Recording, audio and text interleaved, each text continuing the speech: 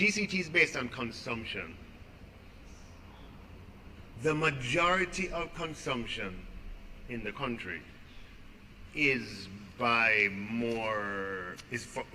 better off groups. If there are 100 imported apples being consumed, let's use it for example, if there are 100 apples being consumed, whether imported or not, the majority of those apples are being consumed, and I may not use apples because food is something that everybody consumes, but if clothing, cars, vacations, shoes, etc., GCTs on all of those items, and the majority of consumption in Jamaica is by better off goods. Somebody might consume $3 million worth of things each year. Somebody consumes $500,000 worth of things each year.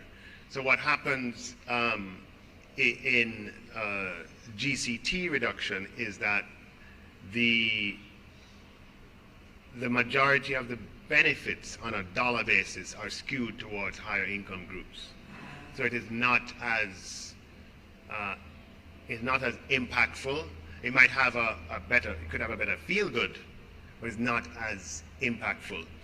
When we did it, we made the point that it was in that phase of abolition of taxes and removal of taxes, it was important that everybody could say that they got something.